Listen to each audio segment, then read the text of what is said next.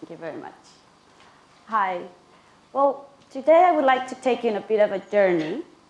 And it's a nice journey because I'm going to take you to Mexico, to the beach. So I'm going to ask you if you can all close your eyes. And imagine you're in front of this amazing sea in Mazatlan. And you're next to Alejandra, my friend, and me.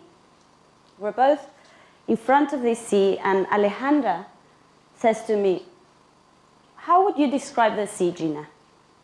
So I say to her, "Why don't you describe it to me, and then I'll complement what you say." So there we are, where the waves crash on your feet. And she says, "Well, when I listen to it, it gives me so much peace. And the smell is so fresh. But as we're standing here, and I can feel the waves crashing on our feet, and how the water comes between our toes, and it tickles all over my body. It feels like when someone gives you lots and lots of kisses. I like that.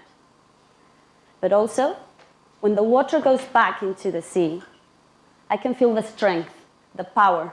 I respect it. You know, Gina, the more I think about it, I would say the sea is just like men, playful." And I'm going to ask you to open your eyes.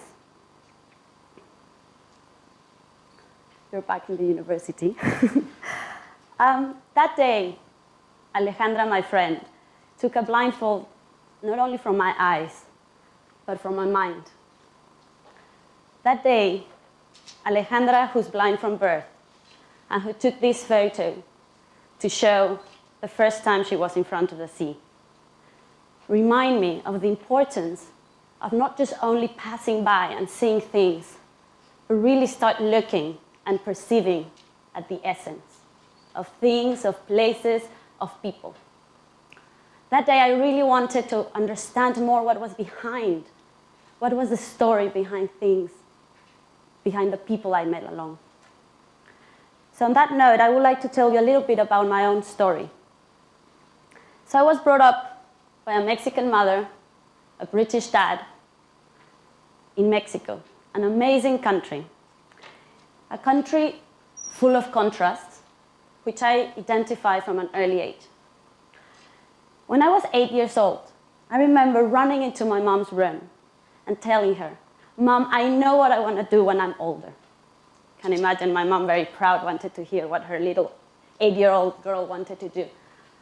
I said, "I want to go to a prison and ask the people why they did what they did." Because honestly, no one wakes up one day and wants to go and kill or steal something. I want to understand why. Why? What happened in their lives?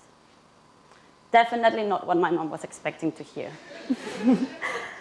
Time went by, and I got the opportunity to come to the UK and study what I love the most now, photography. That's when I was 15 years old, that's when I discovered my passion. And then I decided to go back to Mexico, then to Nepal for my gap year, to keep doing what I enjoyed the most, taking photos, telling stories through my camera. But also, believe it or not, there was a Mexican teaching English out there to the Nepalese. So I was a bit of a trick there with a bit of a Spanish accent, but I made it. But what happened at that stage is I realized how much I like to be with people and understand different cultures. So I went back to Mexico and dropped out of uni, something no one saw coming.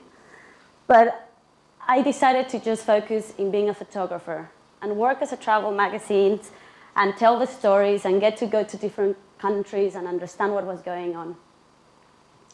But after a couple of years, I said, I need more to understand what's going on. So I said, why not? I'm going to study a master's. I'm going to go to the UK and I'm going to study a master's. Let's remember at this point, I didn't have a bachelor's, which was a big thing. People thought I was crazy to try and apply for a master's. So I applied for 2 universities. The first one came to the last round and said, we really like your work, but we're not very clear. What did you do your bachelor's on? So I kind of didn't fix this box. It was a bit tricky. And I didn't fix this box either. They didn't know what to do. I said, I didn't do a bachelor's. I didn't tick the box. They said I couldn't do the master's, even though they liked my work. Second university, same thing, got to the last round, same question, same answer. The difference was that in that university, in Goldsmith, they didn't care if I didn't fix this box or that box or the right label. They saw what was inside.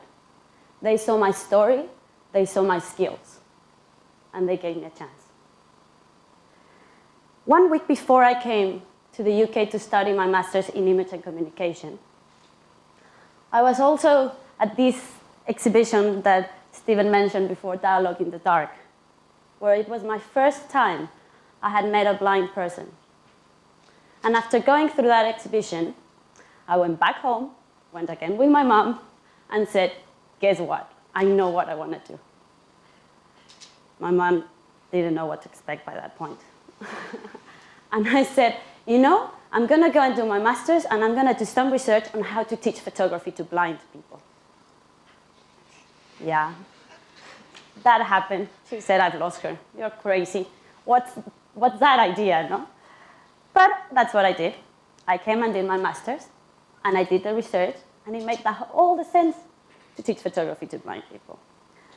So I went back and started teaching photography. Images like these ones came up.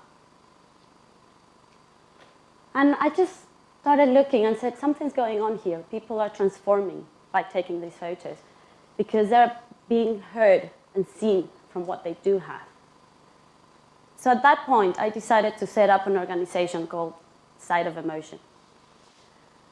And maybe a lot of you may be thinking, how the hell is this possible?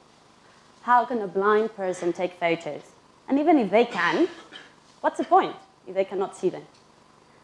And for that, I would like to show a little video so you can hear from them why they do it and how they do it. So I think I'm going to play the video.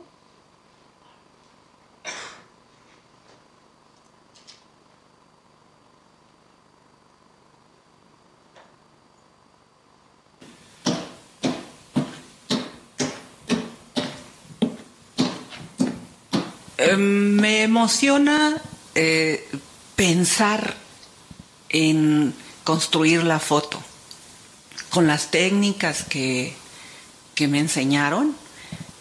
Yo empiezo a fabricar, a estructurar una fotografía.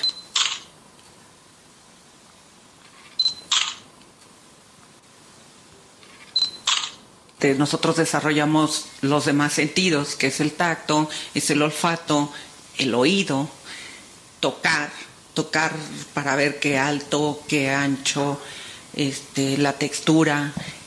Pero a mí se me ha desarrollado tanto el oído que ya se me facilita más solo que la persona me esté platicando, que esté conversando conmigo. Con eso yo ya ubico dónde está su boca, sé qué altura tiene su cabeza, qué distancia le debo de dejar y la tomo.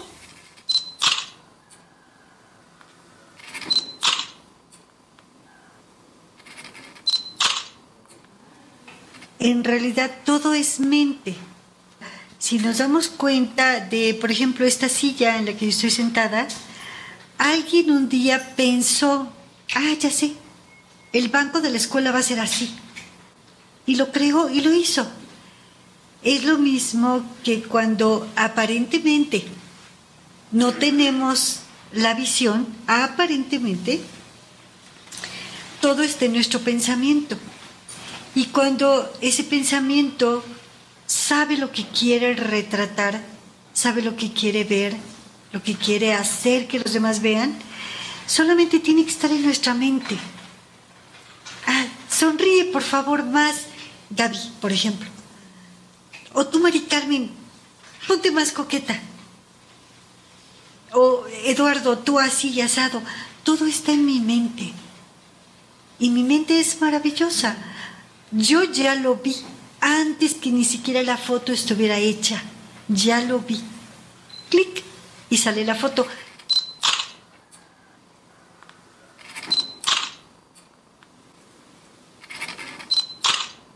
Y cuando yo empecé a tomar esas fotos, sentí que cruzaba la oscuridad, sentí que atravesaba esa barrera, porque al tomar una foto, yo siento que veo lo que tomo.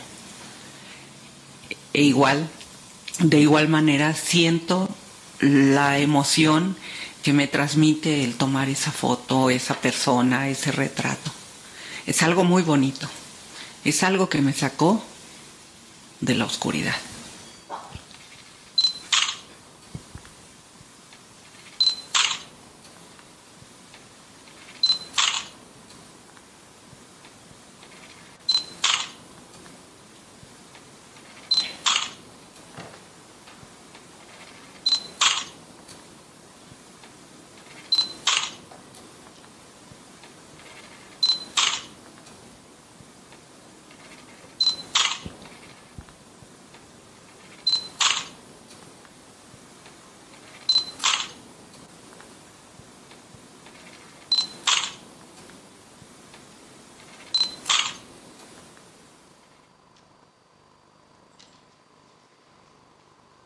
So there's a bit of the answer of why and how blind people can take photos. And it's as simple as to be seen and heard from what they do have. To be seen further away from the label of blind and looking at the essence and how even though they cannot see, they can feel and have emotions and have thoughts. And by putting myself in their shoes and understanding a little bit more of the skills and the abilities they have that we don't have, is that I started working on this concept about the value of eradicating mental blindness to value human potential. And what is this about?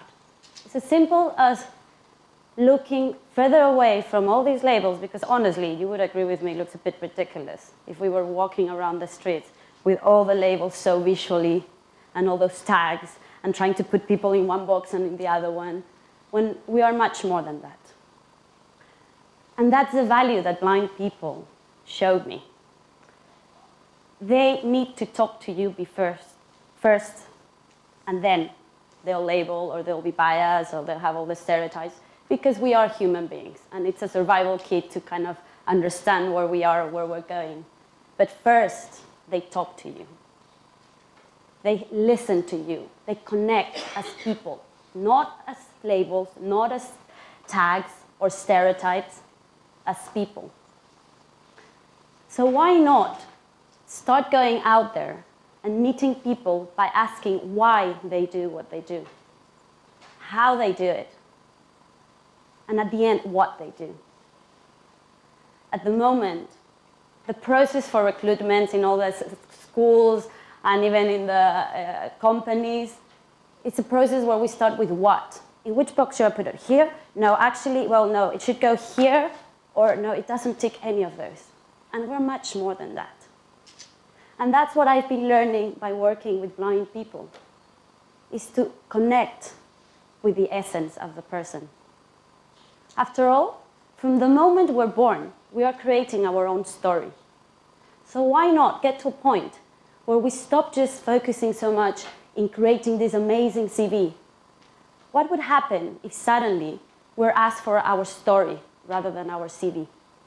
And more now that we have so much access to knowledge, even though if we don't get to have the right label, the right degree or title, we're still able to get the knowledge.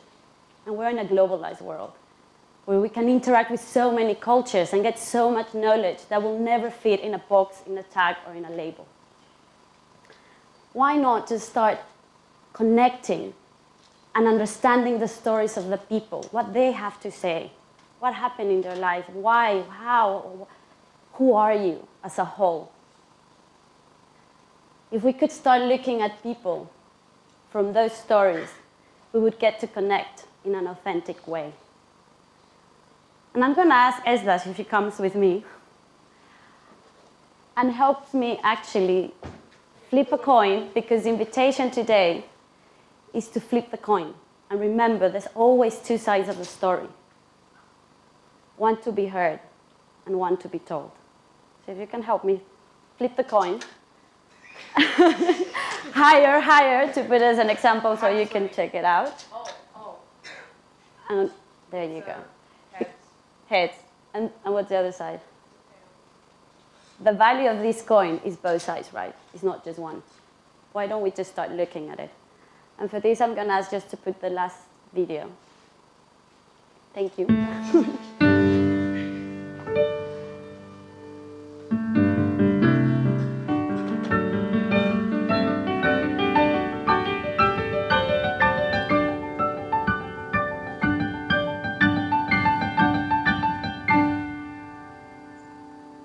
So it's very simple. Let's start asking why, then how, and then what people do. And we're really going to discover the authentic person and the value they can bring to society. Thank you.